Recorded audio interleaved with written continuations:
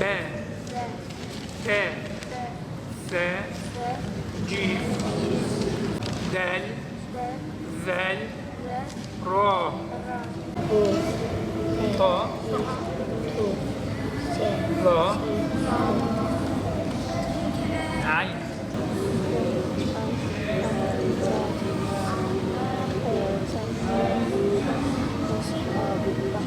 اذكروا نعمة الله عليكم إذ هم قوم. Malumunuz bu yıl yaz Kur'an kursları yine 1 Temmuz ile başlayıp 16 Ağustos'ta sona eracaktır.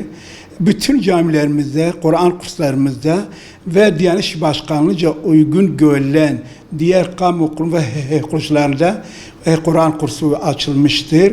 Bu Kur'an kurslarına bütün din görevlilerimiz, Kur'an öğreticilerimiz fahri olarak, geçici olarak akredite tercih karşılığında görevlendirilmiş yaklaşık 700'ün üzerinde Batman İl Merkezi'nde il geneli olarak 1350 öğretici tarafından bahsettiğimiz cami ve Kur'an kurslarında ders vermektedir.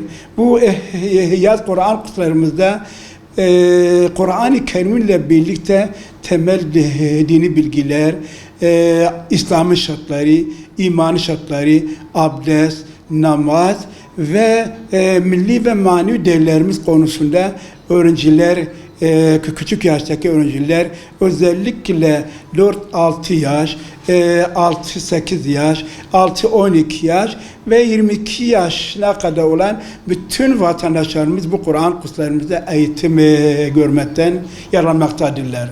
Yaz kursları birçok çocuğun ilk defa örgün eğitim anlayışıyla düzenli olarak Kur'an-ı Kerim ve temel dini bilgiler ile manevi değerleri öğrendikleri yerlerdir.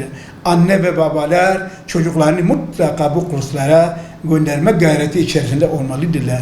Çocukların kişiliğini olumsuz etkileyecek ortam ve arkadaşlardan korumak amacıyla bu çocukları yaz dönemlerinde açan Kur'an kurslarına göndermek gerekir. Yaz Kur'an kursları çocuğun yeni bir sosyal çevre edilmesini sağlıyor ve dini bilgileri öğrenmesini sağlamaktadır. Yaz Kur'an kursları çocuklarımıza sorumluluk, özgüven ve benlik saygısını geliştirmektedir. Çocukları kötü ortam ve araçlardan korumaktadırlar. Çocuklar Kur'an kurslarda Kur'an-ı Kerim öğrenmenin yanında temel din bilgileri, milli ve manevi değerleri, sevgi, saygı gibi dini değerlerin doğrusunu öğrenmektedirler.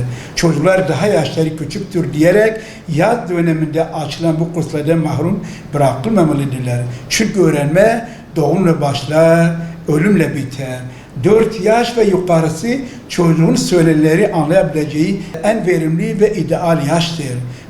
Tatilde yaz Kur'an kurslarına gönderilmeyen çocuklar zihin ve zamanlarını boşa harcarlar. Bu dönemlerde dini öğrenmek için yaz Kur'an kurslarına gönderilmeyen çocuklar ileride eğitim vermek ya da verilmek güçleşecektir. Öğrenmek için zihinsel olgun en olduğu yaş bu öğrenilen bilgiler öğrenme ve kalıcılık için en uygun bir dönemdir.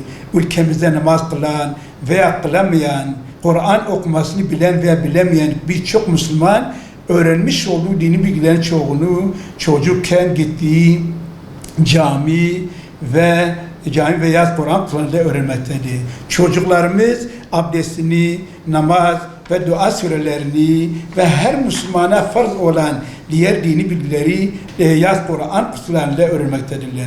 İslam'a göre dünyaya gelen çocuğu kafası tamamen boş olarak hayata başlar. Onun bir inanç ve istikamet sahibi olması ancak kendisine sonra öğretilen şeyler olur. Çocuklar bizim göz nurumuz, neslimizi ve davamızı sürecek, amel defterimizin önümüzden sonra da açık kalmasını sağlayacak en değerli varlıklarımızdır. Anne ve babalar çocuklarını iyi bir Müslüman olmaları için eğitmekle, yetiştirmekle mükelleftirler.